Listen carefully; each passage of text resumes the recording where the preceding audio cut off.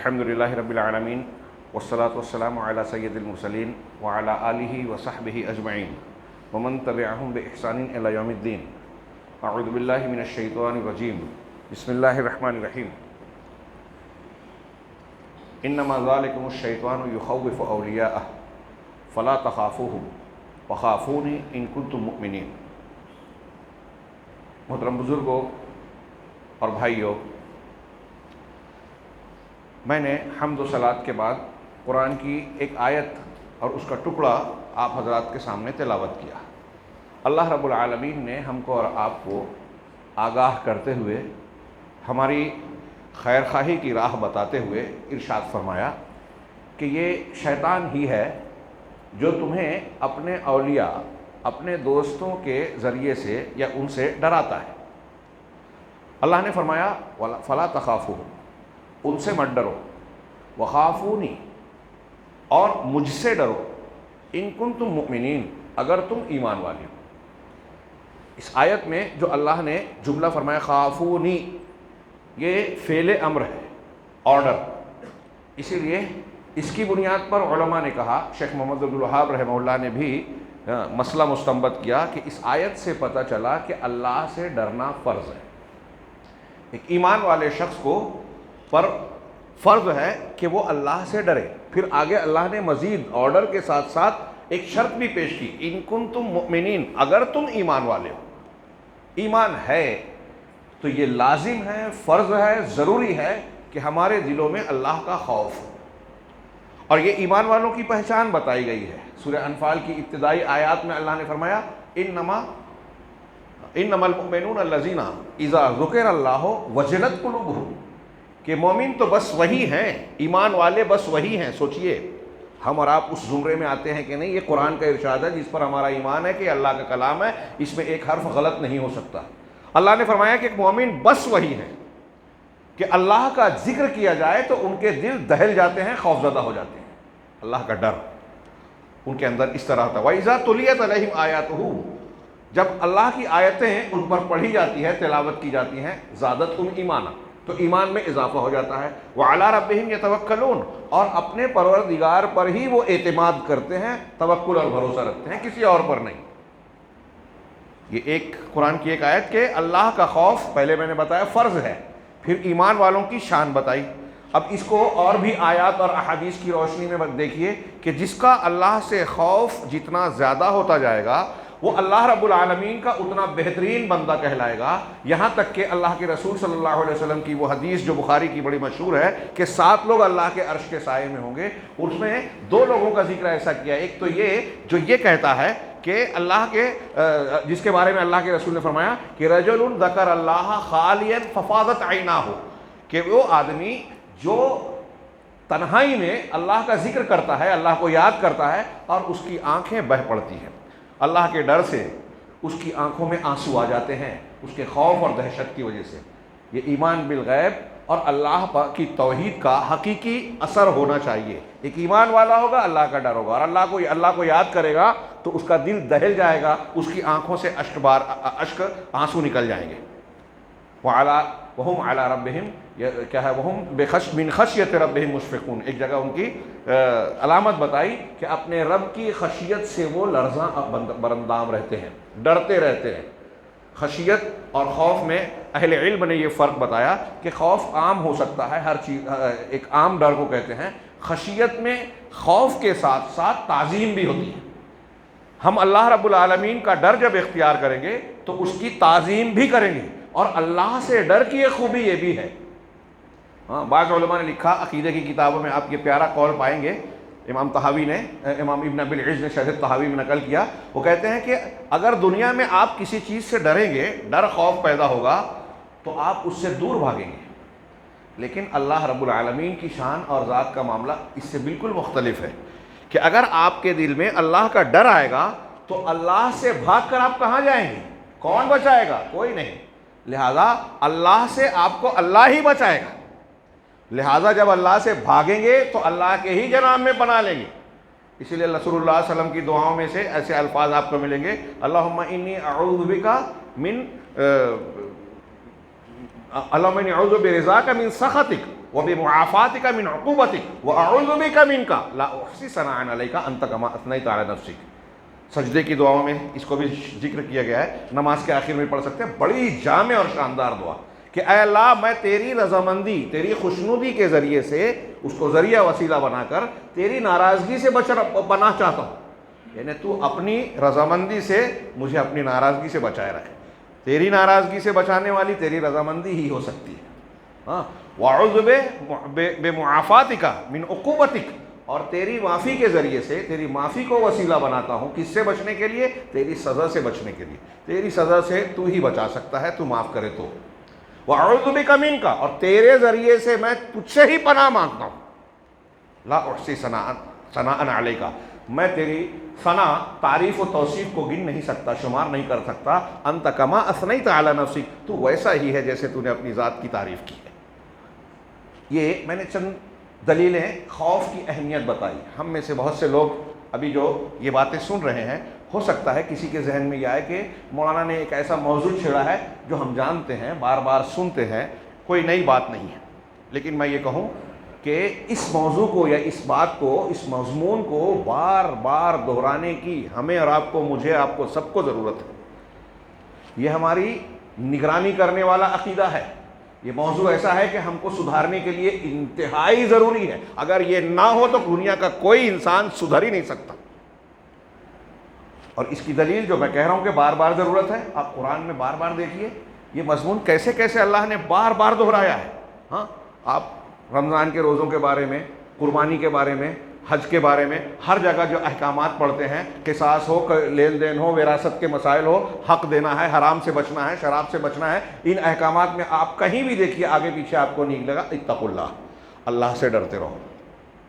ہاں، رشتہ داریوں کے بارے میں یا ایھا الناس اعبدوا ربکم الذی خلقکم من نفس واحدہ وجعل وہ کیا ہے وبث منہما رجالا کثیرا ونساء واتقوا اللہ.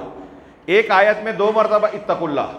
ہاں، کہ اپنے رشتوں کا، اللہ سے ڈرتے رہو اور اپنے رشتوں کا خیال رکھو جس کا تمہیں پاسپورٹ ہوگی. ہاں، جس اللہ نے ایک مرد اور عورت سے تم کو پیدا کیا اور پھر آگے کہا اللہ سے ڈرتے رہو. رشتوں کو نبھانے کے لیے بھی کون سی چیز انسان کو ابھارتی ہے یا مجبور کرتی ہے یا اس کی اصلاح کرتی ہے؟ تقویٰ. تقویٰ جو ہم بار بار سنتے ہیں، اللہ کا ڈر. یہ انسان کی تربیت کے لیے، ہمارے اور آپ کے سدھار اور اصلاح کے لیے سب سے بنیادی عنصر ہے. کیا ہے خوف اور ایمان کا درجہ؟ ہاں، لمبی تو چوڑی تقریر کا موقع نہیں ہے. میں بنیادی طور سے صرف ایک جملے میں کہوں کہ 2 چیزیں. ہاں، بعض علماء کا قول ہے، امام روزبانی کا قول ہے کہ اللہ سے محبت اور اللہ کا ڈر دونوں الگ الگ چیزیں ہیں. اللہ سے محبت کرنا اور اللہ سے ڈرنا یہ انسان کی زندگی کے لیے ایسے ہی ہے جیسے ایک پرندے کو اڑنے کے لیے 2 بازو، 2 پر لگتے ہیں. 2 پر اگر پرندے کا ٹھیک ٹھاک ہے تو وہ اچھی اڑان اور پرواز کرتا ہے، اڑ سکتا ہے آسانی سے. ہاں، اگر ایک میں کچھ کمی ہو جائے یا دونوں میں تو اڑنے میں کوتاہی ہوگی. ایک پر ہی نہ ہو، صرف ایک ہی پر ہو، پنکھ ہو، چیل کوے کا یا دوسرے پرندوں کا ہم دیکھتے ہیں تو وہ اڑ نہیں پائے گا. ایسے ہی انسان کے لیے، ایک مومن کامیابی کے لیے، صاحب ایمان کے لیے یہ خوف اور محبت 2 پر ہیں. اللہ کی محبت ہونی چاہیے اور اللہ کا خوف. اس کے تھوڑا سا ایکسپلیشن کیوں. اللہ سے محبت انسان کو نیکیوں پر ابھارتی ہے. اللہ کو جب اللہ سے محبت ہمیں ہوگی تو اللہ کہے گا مجھے یہ پسند ہے، مجھے یہ ناپسند ہے. اللہ فساد کو پسند نہیں کرتا، اللہ جھوٹ کو پسند نہیں کرتا، اللہ زنا کو پسند نہیں کرتا، اللہ سود کھانے کو منع کرتا ہے، اس سے ناراض ہوتا ہے. تو ایک بندہ مومن اللہ تبارک و تعالیٰ کی پسند کی اور ناپسند کی پسند کی چیزوں کو اختیار کرے گا، ناپسندیدہ چیزوں کو چھوڑ دے گا کیونکہ اللہ سے محبت ہے. اللہ نے کہا ایسا کرو، فوراً رک جائے گا. اللہ نے کہا ایسا مت کرو، اللہ نے کہا ایسا کرو، فوراً کر جائے گا. اور ایسا نہ کرو، فوراً رک جائے گا. یہ اللہ سے محبت. اور یہی اللہ کا خوف. اللہ سے خوف کا مطلب کیا ہے؟ ہمارے یہاں بہت سے لوگ ایسا بولتے ہیں، ابھی ہر کوئی بولے گا کہ میں صرف اللہ سے ڈرتا ہوں. لیکن کیا ہم لوگ جب یہ بولتے ہیں، میں اپنے آپ کو شامل کر رہا ہوں، آپ بھی سوچئے، دوسروں کو نہیں، اپنے آپ پر غور کیجئے. کیا ہم جب بولتے ہیں کہ میں اللہ سے ڈرتا ہوں تو یہ سچ بولتے ہیں؟ ہم واقعی اللہ سے ڈرتے ہیں کیا؟ نظریاتی طور پر ہم یہ کہتے ضرور ہیں، مانتے بھی ہیں کہ ڈرنے والی ذات صرف اور صرف اللہ ہی اس لائق کی ہے کہ اس سے ڈرا جائے. دنیا کی کوئی ہستی، کوئی طاقت، کوئی سپر پاور کہلانے والا ہو، کوئی پریوار ہو، کوئی حکومت ہو، کوئی ہمارے خلاف سازش کرنے والا گروہ ہو، ہمارے خلاف منظم فساد کر رہا ہو، کوئی ایجنسی ہو، اس وقت تک ہمارا بال بکا نہیں کر سکتی جب تک اللہ نہ چاہے۔ یہ اللہ کے رسول کی تعلیمات ہیں نا۔ ہاں، ہم ہر نماز کے بعد پڑھتے ہیں اللہم لا مانع لما اعطیت ولا معطی لما منعت۔ اے اللہ، جو تو دے دے اسے کوئی روکنے والا نہیں، اور جو تو روک دے اسے کوئی دینے والا نہیں۔ کون کیا کر لے گا، کون کیا نقصان پہنچا دے گا۔ وقت کا فرعون، وقت کا نمرود، وقت کی ساری طاقتیں مل جائیں، اللہ نہ چاہے۔ یہ بات حضرت ابن عباس سے اللہ کے رسول نے فرمائی تھی نا، مانگو تو اللہ سے، اذا سألت فاسأل اللہ وإذا استعنت فاستعن باللہ، اور مدد مانگو تو صرف اللہ سے مانگو تو اللہ سے۔ اس سے پہلے والے جملے یاد ہیں آپ کو، ترمذی کی روایت کہ بچے یاد رکھو کچھ نصیحتیں، اللہ کو تم یاد رکھو گے تو اللہ تم کو یاد رکھے گا، اللہ کو تم یاد رکھو گے تو تم اللہ کو سامنے پاؤ گے۔ یہ یاد رکھے گا اور سامنے پاؤ گے کا مطلب کیا، کہ اللہ تم کو اس کا اجر دے گا، اپنی نگرانی میں رکھے گا، اپنی حفاظت میں رکھے گا، اپنی مدد کرے گا، اور سامنے پاؤ گے، اس کی مدد کو سامنے پاؤ گے۔ اللہ کی ذات ہر جگہ ہے، یہ عقیدہ غلط ہے۔ ہاں، تو یہ اللہ کے رسول صلی اللہ علیہ وسلم اپنے ایک بچے کو سکھا رہے ہیں، ہمیں بھی یہ تربیت کرنی ہے، اور اگر اپنے بچوں کی صحیح تربیت کرنی ہے، ہمیں خود اپنے آپ کو سدھارنا ہے، تو سب سے زیادہ جس چیز پر زور دینا چاہیے، ہمارے ہاں جو بار بار کہا جاتا ہے کہ عقیدے پر اہمیت دی جائے، تو اس کا نتیجہ یہی نکلے گا کہ آپ اور ہم اگر اللہ کو صحیح ڈھنگ سے پہچانیں گے تو اللہ سے محبت بھی پیدا ہوگی اور اللہ کا خوف بھی ہوگا۔ محبت نیکیاں کرائے گی، خوف گناہ اور حرام کاموں سے ہمیں روکے گا۔ ہم طنز و تعریض کرتے ہیں، لوگ بتاتے ہیں ارے یہاں گھروں میں جھگڑے ہو رہے ہیں، چلیے سمجھائیے۔ کتنا بڑا بھی سمجھانے والا، کتنا اچھا خطیب بھی آ جائے، اگر ہمارے دل میں اللہ کا ڈر نہیں ہے نا، تو اس کی تقریر ہم پر کچھ اثر نہیں کرے گی۔ ہم قرآن کی آیتیں سنتے ہیں، فرق نہیں پڑتا، صحابہ کرام سنتے تھے، فرق پڑتا تھا، روتے تھے۔ حضرت انس کہتے ہیں کہ ایک مرتبہ اللہ کے رسول، بخاری کی روایت، کہ اللہ کے رسول نے جہنم کا نقشہ کھینچا تو صحابہ کے بارے میں کہا میں نے ایسا منظر کبھی نہیں دیکھا، غطوا رؤوسہم ولہم حنین، کہ انہوں نے اپنے سروں کو ڈھانک لیا اور ان کی رونے کی آواز آ رہی تھی، ہاں، ان کے جیسے ہچکی لینے کی رونے کی آواز، پوری مسجد میں یہ آواز گونج رہی تھی۔ ہمارے اوپر یہ اثر پڑتا ہے کیا؟ یہ دوسرا نقطہ آ گیا، خوف کی اہمیت، ضرورت، اس پر اور بھی بولا جا سکتا ہے کہ کتنی اہمیت کی حامل چیز ہے، اور اللہ کا خوف انسان کو گناہ سے روکتا ہے۔ میں ایک کام کرنے جاؤں، مجھ کو موقع مل رہا ہے چوری کرنے کا، ضرورت ہے مجھے پیسے کی، چوری کر سکتا ہوں، کرنے جا رہا ہوں، دل میں آیا اللہ دیکھ رہا ہے، خوف آیا اللہ کا، اللہ کو کیا جواب دوں گا، میں اس سے رک جاؤں گا۔ سدھارنے والی چیز ہوئی کہ نہیں؟ کوئی پولیس نہیں روک سکتا۔ ہاں، آج دنیا میں دیکھیے، اسٹاک ایکسچینج میں یہاں وہاں بہت سارے گھپلے، غبن، چوری، دھوکے بازیاں ہوتی ہیں، بغیر ٹکٹ کے لوگ سفر کرتے ہیں، ہم نہ جانے کیا کیا کرتے ہیں، گورنمنٹ اس کے لیے کیا کیا ہدایت دیتی ہے، لیکن کوئی بندش نہیں ہونے لگتی ہے۔ لیکن اگر اسی آندھے بندے کے دل میں اللہ کا ڈر پیدا ہو جائے تو بغیر کسی پولیس کے وہ کام نہیں کرے گا جو غلط ہے۔ یہ خوف کا فائدہ ہے ہماری زندگی میں، اور میں عرض کروں کہ آج ہم کو اس کی بہت شدید ضرورت ہے۔ ہمارے گھروں میں جھگڑے ہیں، ایک بچے کو ہم بول رہے ہیں نماز پڑھو، نہیں پڑھ رہا ہے۔ ہاں، اپنے آپ کو ہم دیکھیں، کئی چیزیں ایسی ہیں جو ہم جانتے ہیں کہ یہ ہمارے لیے نقصان دہ ہے، لیکن وہ عادت بن گئی ہے، چھوٹتی نہیں ہے۔ ہمارا نوجوان گھنٹوں موبائل میں لگا رہتا ہے، درس قرآن، درس حدیث سے اس کو بوریت ہوتی ہے، اکتاہٹ محسوس ہوتی ہے۔ قرآن حدیث کی تعلیم حاصل کرنے کے لیے وقت نہیں ہے، لیکن شوق کے کاموں کے لیے بہت وقت ہے۔ ہاں، کیوں یہ سب کچھ کیوں؟ اچھا، اس کو سمجھایا جا رہا ہے، اور یہ نہیں ہے کہ وہ نہیں سمجھتا، بلکہ دل میں سوچتا ہے ابا تو بالکل بور کرتے رہتے ہیں، جو میں جانتا ہوں وہی تقریر روز کرتے ہیں، روز سمجھاتے ہیں۔ یہ زبان سے نہ بولے، آدمی کے دل میں اس طرح کا خیال پیدا ہوتا ہے، اچھی باتیں اس کو بری لگتی ہے۔ ہاں، تو میں ایک دوسرا پہلو اس میں بہت ہلکی سی کچھ دو باتیں صرف، کہ اللہ کا خوف پیدا کیسے ہو، ہمارے دل میں اللہ کا ڈر آئے گا کیسے، تو دو موٹی موٹی باتیں جو آپ جانتے ہیں، کوئی نئی بات نہیں کر رہا ہوں، کہ سب سے پہلے ہم اللہ کی معرفت حاصل کریں، جانیں اللہ عظیم الشان کیسا ہے، اسی نے ہم کو پیدا کیا اور ہر چیز پر قدرت رکھتا ہے۔ ہاں، وہ عدل و انصاف والا ہے، وہ ظلم نہیں کرتا، ہر ظالم کو ایک حد تک چھوٹ دیتا ہے، پکڑتا ہے تو پھر وہ بچ نہیں سکتا، دنیا کی کوئی طاقت، حکومت، کوئی جتھا، کوئی خاندان، کوئی بھی چیز اسے بچا نہیں سکتی اگر اللہ کی پکڑ آئے گی۔ اور یہ تاریخ میں بار بار دہرایا، اللہ نے ہم کو سبق کے طور پر پیش کیا ہے. وقت کا فرعون اور نمرود، ہاں اللہ رب العالمین کا فیصلہ ہوا تو دیکھتے ہی دیکھتے لشکر سمیت تباہ و برباد ہو گئے، نیست و نابود ہو گئے. دنیا کی کوئی طاقت، یہاں موجودہ دور میں کسی کو حکومت ملتی ہے یا ہم کو کچھ مل جاتا ہے نا تو ہم اترانے لگتے ہیں.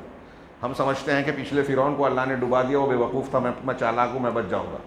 ہر فرعون ڈوبتا ہی ہے، ہاں ہر نمرود اور ابو جہل کا انجام برا ہی ہوتا ہے، راستہ اگر آپ کا صحیح ہے. تو یہ چیزیں اللہ کا قانون، اللہ کا عدل، یہ اگر ہم جانیں گے تو اللہ کا ڈر دل میں پیدا ہوگا.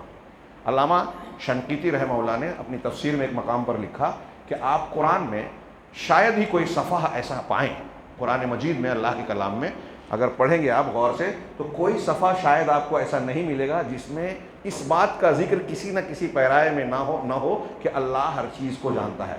وَقَانَ اللَّهُ بِكُلِّ شَيْءٍ عَلِيمًا إِنَّ اللَّهَ عَلِيمٌ بِمَا فِي الصُّدُورِ اللَّهُ يَعْلَمُ كَذَا وَكَذَا. اس طرح کے جملے، اللہ سے کوئی چیز چھپی ہوئی نہیں ہے، سینے کے بھیدوں کو جانتا ہے، وہ تم کو دیکھ رہا ہے، وہ سمیع ہے، وہ بصیر ہے، وہ رقیب ہے، وہ شہید ہے، ہر چیز پر مطلع ہے. کوئی چیز اس سے آسمان و زمین کی ذرہ برابر چیز بھی چھپی ہوئی نہیں ہے. بار بار دہرایا اللہ کے اس علم کامل اور احاطہ کاملہ کو. علامہ شنقیطی کہتے ہیں کہ اس کی وجہ یہ ہے کہ ہم کو اور آپ کو تربیت حاصل کرنے اور اللہ کا ڈر دل میں پیدا کرنے کے لیے یہ عقیدہ بہت ضروری ہے کہ اللہ ہمیں دیکھ رہا ہے. ہم روزہ رکھتے ہیں، روزہ رہتے ہیں، چونکہ یہ ہر ایک کے ساتھ تجربہ ہے اس لیے اس کو آسانی سے سمجھ سکتے ہیں. شاید میں اس سے پہلے بھی بیان کیا ہوں، لیکن آپ اگر غسل خانے میں روزے کی حالت میں جاتے ہیں یا حوض میں کسی ندی میں آپ غوطہ لگاتے ہیں تو پانی کے اندر جب چلے گئے اور وہاں آپ نے 2-4 گھونٹ پانی گلے سے اتار لیا تو کوئی دیکھے گا کیا؟ لیکن ایک ایمان والا سچا مسلمان، ہم میں سے جو کمزور ایمان والے ہم لوگ ہیں، ہم بھی اگر اس مرحلے سے گزرتے ہیں تو کیا ہم کسی قطرے کو وضو کرتے ہوئے جب کلی کرتے ہیں تو کسی قطرے کو گلے میں اترنے دیتے ہیں؟ کیوں نہیں اترنے دیتے؟ کوئی تو نہیں جان سکتا، انسانوں میں کسی کو پتہ نہیں چلے گا کہ ہم نے پانی پی لیا چوری چھپے. لیکن ہم یہ عقیدہ رکھتے ہیں، یقین رکھتے ہیں کہ اگر ہم نے ایک قطرہ بھی جان بوجھ کے گلے میں ڈال لیا تو رب العالمین جس کے لیے ہم نے روزہ رکھا ہے اس سے چھپا ہوا نہیں رہے گا. اس لیے ہم بچتے ہیں، جبکہ یہ جانتے ہیں کہ اس کے علاوہ کوئی نہیں جان پائے گا. بس یہی تصور آپ تھوڑی دیر کے لیے کیجئے کہ ہر عمل میں اگر آ جائے تو علامہ شنقیطی وہی کہتے ہیں، انہوں نے مثال دی کہ اس کی مثال ایسے سمجھو کہ اگر کسی سے کہا جائے کہ ایک بادشاہ ہے، بہت سخت ہے، کسی کو کوئی گرفت میں آ جاتا ہے تو پھر اس پر نرمی نہیں برتتا، سخت سزا دیتا ہے. اب بادشاہ کے دربار میں اس کے بغل میں اس کی بیٹی شہزادی اور ایک بغل میں اس کی ملکہ، اس کی بیوی بیٹھی ہوئی ہے، اور ایک آدمی وہاں پہنچتا ہے. بادشاہ کو جانتا ہے کہ یہ بہت سخت ہے، کڑک ہے، ہاں کچھ گستاخی کروں گا تو جان سے ہاتھ دھو بیٹھوں گا. ایسے بادشاہ کو جب اس سے وہ مخاطب ہے، سامنے موجود ہے، اس کو دیکھ رہا ہے، کیا اس کے دیکھتے ہوئے یہ اس کی ملکہ کے اوپر بری نظر ڈالے گا، کوئی برے اشارے کرے گا، اس کی بیٹی کی طرف بری نظر ڈال کے کوئی اشارے بازی کرے گا؟ ایسا کوئی کر سکتا ہے کیا؟ جی پوچھ رہا ہوں میں، یہ علامہ شنقیطی کا سوال ہے. کہا نہیں کرے گا نا. ڈر رہے گا تو پہلے ہی سے نظر کو نیچے رکھے گا. بادشاہ ملکہ اور وہ نہ بھی ہو تو نیچے کر کے بات کرے گا کہ خطرناک آدمی ہے، مجھ سے کوئی گستاخی ہو گئی تو بچوں گا نہیں.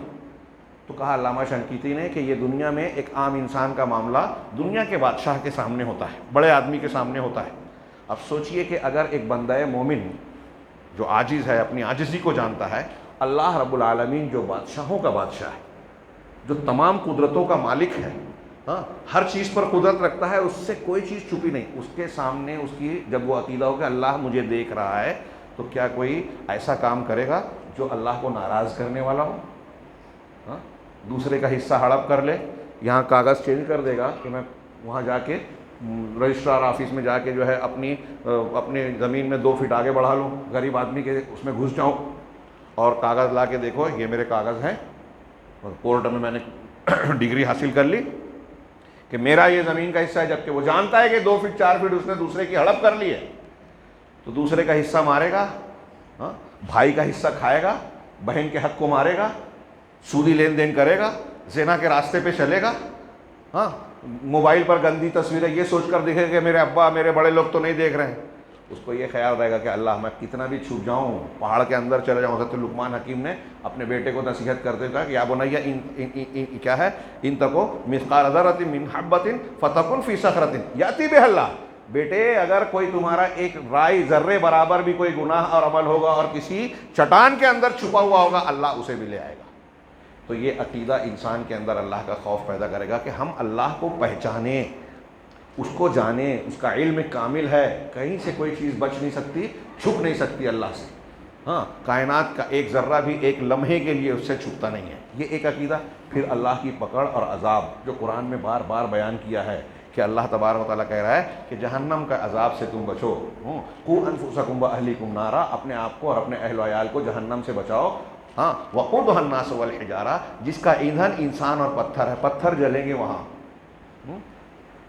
وہ ایسی آگ ہوگی، اللہ کے رسول نے فرمایا جو دنیا کی آگ کہ اگر ٹوٹل کیا جائے تو 70 حصے، اس میں سے ایک حصہ صرف دنیا کی ہے، 69 حصہ جہنم کی آگ زیادہ سخت ہے، دنیا کی آگ کی طرح پیلی اور لال نہیں ہے بلکہ کالی ہے، ڈامر اور تارکول کی طرح۔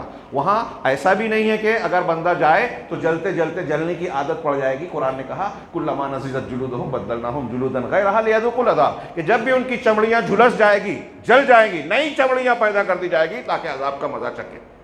وما هم عنها بغائبین، وہاں سے کوئی غائب نہیں ہو سکتا۔ موت کو پکاریں گے، موت نہیں آئے گی۔ لا يموت فيها ولا يحيى، نہ اس میں جیے گا نہ مرے گا۔ وهم يسترخون فيها، چیخیں گے چلائیں گے ربنا اخرجنا نعمل غیر الذی كنا نعمل، کہ پروردگار اس جہنم کے آگ سے ہمیں نکال دے۔ ہم اب دنیا میں جانے کے بعد وہ عمل نہیں کریں گے جو پہلے کرتے تھے، اب اچھا عمل کریں گے۔ جواب ملے گا نہیں، تمہارے پاس ڈرانے والا آیا تھا، میرا قرآن آیا تھا، رسول آئے تھے، قرآن اور اس کی تعلیم کو پہنچانے والے لوگ آئے تھے۔ دوست کو نہیں بچائے گا۔ ہاں، نبی اپنے بیٹے کو اگر شرک پر مرا ہے، حضرت ابراہیم اپنے سگے باپ کو نہیں بچا پائیں گے، نوح علیہ السلام اپنے بیٹے کو نہیں نکال پائیں گے، نبی کریم صلی اللہ علیہ وسلم ابو لہب ابو طالب اپنے باپ اور اپنے ماں کو جہنم سے نہیں نکال پائیں گے۔ کوئی کسی کے کام نہیں آئے گا، نہ کوئی دوست، نہ سفارشی، نہ وہ ٹیبل کے اوپر اور نیچے سے کچھ دینے لینے کا کوئی معاملہ۔ قرآن نے اس کا ذکر کیا کہ واتقوا یوما لا، کیا ہے، اس دن سے تم ڈرو جب نہ، کیا ہے، واتقوا یوما لا بیع فیہ ولا خلہ، کہ اس دن میں نہ کوئی لین دین ہوگا، نہ دوستی ہوگی، ہاں، نہ کسی سے عدل یعنی بدلہ لیا جائے گا، نہ کوئی سفارشی ہوگا، نہ کسی کی مدد کی جائے گی۔ نبی صلی اللہ علیہ وسلم نے دنیا میں کہا کہ دنیا میں جو چاہتی ہو مانگ لو، اپنے چچا سے، اپنے پھوپھی سے، اپنی بیٹی سے کہا، کہا اللہ کے سامنے کام نہیں ہوگا۔ صحابہ کرام سے کہا میں نے پہنچا دیا ہے، قیامت کے دن کوئی نہ کہے کہ میری مدد کرو، میں نے پناہ گناہ کیا، میں اللہ کے سامنے کام نہیں آؤں گا۔ یہ سوچئے تھوڑی دیر کے لیے، یہ صحیح عقیدہ دماغ میں بٹھائیے، اللہ کا یہ بھیانک عذاب جہاں بچھونا بھی آگ، اوڑھنا بھی آگ، انسان کے دل کے اندر آگ گھستی رہے گی، کھولتا گرم پانی جو ہے اوپر سے ڈالا جائے گا، گھونٹ بنا کر اگر اس کھولتے پانی کو، زخم کے پانی کو منہ میں ڈالنے کی کوشش کرے گا، ہونٹ کٹ جائیں گے، پیٹ میں ڈالے گا، پیٹ کے اندر کی چیزیں کٹ کر پاخانے کے راستے سے باہر آ جائیں گی، موت نہیں آئے گی، عذاب انتہائی شدید ہوگا۔ جب اس کا صحیح عقیدہ ہمارے ذہن و دماغ میں ہوگا تو اللہ کا خوف پیدا ہوگا۔ ہاں، ذالک یخوف اللہ عبادہ، سورہ زمر میں اللہ نے صورتوں میں قرآن جہنم کی بعض چیزوں کا ذکر کرنے کے بعد کہا کہ اس کا بچھونا بھی آگ ہوگا، اوڑھنا بھی آگ، اور اس کے اوپر آگ کے سائبان ہوں گے، نیچے سائبان ہوں گے، اور اس کے بعد اللہ نے کہا یہ اللہ کا عذاب ہے جس سے اللہ تم کو، ہم کو ڈرا رہا ہے، اس سے ڈرنا چاہیے۔ یہ میں دو نقطے صرف پیش کروں کہ خوف کیسے پیدا ہو، اور خوف پیدا ہوتا ہے تو اشارے کروں، آپ واقعات جانتے ہیں۔ خوف پیدا ہوتا ہے تو کیسا انسان بنتا ہے۔ اور میرے بھائیوں، میں یہ بھی کہہ دوں کہ یہ جو میں باتیں کہہ رہا ہوں نا، یہ حالات حاضرہ، آپ کسی بھی حالات میں رہو، اس کے عین مطابق یہ چیز کی ہم کو ضرورت ہے۔ آج مسلمان مارے جا رہے ہیں، کاٹے جا رہے ہیں، پیچھے جا رہے ہیں، سازشیں ہو رہی ہیں، کوششیں ہمارے خلاف ہو رہی ہیں، گھر پر بلڈوزر چلائے جا رہے ہیں، ٹرین میں گولی مار دی گئی، کوئی پوچھنے والا نہیں ہے، جو مسلمانوں کو مار رہا ہے اس کو ترقی مل رہی ہے، یہ سب ہم سن کے خوف زدہ ہو رہے ہیں۔ اور میں نے اسی تناظر میں کہا کہ ہم لوگوں سے ڈر رہے ہیں، حکومتوں سے ڈر رہے ہیں، فرقہ پرستوں سے ڈر رہے ہیں، اللہ سے نہیں ڈر رہے ہیں جن سے ڈرنا چاہیے۔ ایک خوف اللہ کا آ جائے، سارے خوف کو ختم کر دے گا رب العالمین۔ یہ ایمان کی بات گارنٹی ہے، اور اللہ کا خوف ہم نے نکال دیا ہے، ساری چیزوں سے ڈر رہے ہیں، اور واقعی ڈرنا چاہیے جب اللہ کا ڈر نہیں ہے تو۔ جب ہم اللہ سے ڈرے بغیر کسی پر ظلم کر رہے ہیں، اللہ سے ڈرے بغیر زنا، چوری، بدکاری، سود خوری، دوسروں کا حق ہڑپ کرنا، دوسروں پر زیادتی کرنا، ان چیزوں کو ہم نے حلال بنا لیا، تو قرآن نے کہا ہے کذالک نولی بعض الظالمین بعضا بما کانوا یکسبون، کہ اسی طرح ہم بعض ظالموں پر بعض ظالموں کو جو ہے مسلط کرتے ہیں، تو پھر ہم نے چھوٹے پر جو ظلم کیا ہے، ہمارے اوپر کا اس سے زیادہ ظلم ہم پر کرے گا۔ آج مسلمانوں کا یہی حال ہے۔ اس سے نکلنا ہے تو یہ تربیت کرنا ضروری ہے۔ اور میں مثال دے کے آخری پہلو پیش کر رہا ہوں اس موضوع سے متعلق، بہت ہی اختصار سے گفتگو کی ہے۔ آخری پہلو کہ ہم دیکھیں کہ جب اللہ کا پر ایمان، صحیح توحید اور صحیح اللہ کا خوف دلوں میں جاگزی ہوتا ہے، رچ بس جاتا ہے، تو انسان کیسا بنتا ہے؟ ایسے بنتے ہیں جیسے صحابہ کرام بنے تھے، بے مثال۔ بخاری کی روایت، حضرت عائشہ صدیقہ رضی اللہ عنہ کی روایت سے، میں نہیں سمجھتا کہ آپ لوگوں میں سے کسی نے بھی اس کو نہ سنا ہو، سب سن چکے ہیں۔ ہاں، حضرت عائشہ کہتی ہیں کہ ابو بکر صدیق کا ایک غلام تھا، اسلام سے پہلے وہ جو ہے کفر کی حالت میں، اس نے کوئی کہانت وہانت کو ٹھیک سے جانتا نہیں تھا، لیکن کسی کی کہانت کی، پھونک جھاڑ، رقیہ، دم، شرکیہ طریقے سے کیا، اور پھر اس کو مسلمان ہونے کے بعد اس آدمی نے لا کے اس کی اجرت دی، اس نے اس کا کچھ کھانے پینے کا سامان خریدا اور لا کے حضرت بکر صدیق رضی اللہ تعالیٰ عنہ کو بھی پیش کیا، اور بکر صدیق نے اسے کھا لیا۔ جب حضرت بکر صدیق نے کھا لیا، یہ صحیح بخاری کی روایت ہے، جب کھا لیا اس کے بعد اس غلام نے بتایا کہ میں نے کہانت ٹھیک سے جانتا بھی نہیں تھا، جاہلیت میں کہانت کی تھی، یہ اس کی اجرت تھی جس کا میں نے خرید کے لایا ہے اور آپ کو بھی کھلایا ہے۔ یہ سننا تھا کہ سیدنا ابو بکر صدیق نے ہاتھ منہ میں ڈالا اور جو کچھ کھایا تھا اس کو قے کر کے الٹی کر کے نکال دیا، وومیٹنگ باہر کر دیا۔ میرا خیال ہے مسند احمد وغیرہ میں ایک روایت اور ہے، ایک دوسرا واقعہ ہے سیدنا ابو بکر صدیق کا ہی، شیخ عبدالرزاق نے دونوں تینوں واقعات کو نقل کر کیا کہ یہ کئی واقعات ہیں کہ ابو بکر صدیق نے ایک مرتبہ اور اسی طرح کسی نے کوئی چیز پیش کی، کھا لی، اس کے بعد پتہ چلا کہ یہ ناجائز پیسے کا تھا، تو پھر سے قے کر دی۔ انہوں نے کہا کہ صحابہ کرام میں سیدنا ابو بکر صدیق کی یہ خصوصیت ملتی ہے کہ انہوں نے ایک سے زائد مرتبہ ایسا کیا کہ پتہ چلنے کے بعد کھائی ہوئی چیز کو، جب حالانکہ اگر اس کے بعد کچھ نہ کرتے تو اللہ کے یہاں پکڑ نہیں ہوتی کہ معلوم نہیں تھا، لا علمی میں کھا لیا ہے، لا علمی میں اگر گناہ ہو گیا تو اللہ پکڑے گا نہیں، لیکن ابو بکر صدیق کا تورع اور اس کو ہم کہیں کہ اللہ کا خوف ملحوظ کیجیے۔ سیدنا عمر فاروق کیسے شخص ہیں، کتنی مرتبہ زبان رسالت سے جنت کی بشارت ملی ہے، عشرہ مبشرہ میں دوسرے نمبر کے، نبی کے بعد امت میں دوسرے نمبر کی فضیلت والے خلیفہ ثانی۔ شیطان گلی بدل دیتا تھا جہاں سے ان کا گزر ہوتا، کیا مقام ہے ہم سوچ سکتے ہیں۔ لیکن نماز جنازہ کے لیے کھڑے ہوئے، پلٹ کر دیکھا تو دیکھا کہ حضرت حذیفہ صحابی رسول، صاحب سر رسول، رسول اللہ صلی اللہ علیہ وسلم کے رازدار، وہ واپس جا رہے ہیں بغیر نماز پڑھے، چونک گئے۔ نماز تو پڑھا دی، واپس لوٹ کر ان کے پاس پہنچے فارغ ہونے کے بعد کہ آپ نے نماز نہیں پڑھی، اس کا مطلب یہ کہ یہ شخص جس کی نماز پڑھی ہے منافق تھا، اور آپ کو اللہ کے رسول نے بتایا، مطلب آپ جانتے تھے کہ یہ منافق تھا۔ اے حذیفہ یہ بتائیے، عمر فاروق کہہ رہے ہیں، تھوڑی دیر کے لیے سوچئے ہم کیا ہیں اور اپنے آپ کو اپنی پارسائی کی کہانیاں سناتے ہیں، ہم تو بہت اچھے مسلمان ہیں، ہم اللہ سے ڈرتے ہیں، کسی سے نہیں ڈرتے، ہم ایسے ہیں، ہم ویسے ہیں۔ عمر فاروق جو بار بار جنت کی بشارت زبان رسالت سے سن چکے تھے، اللہ تعالیٰ نے کئی مسائل میں ان کی تائید کی تھی قرآن کے ذریعے، وہ کہہ رہے ہیں کہ حذیفہ صحیح بتانا کہ کہیں منافقین کی فہرست میں اللہ کے رسول صلی اللہ علیہ وسلم نے میرا نام بھی تو نہیں بتایا، میں بھی کہیں ایسا تو نہیں کہ منافق ہوں۔ سوچئے تھوڑی دیر کے لیے، یہ اللہ کا ڈر کہاں سے آیا؟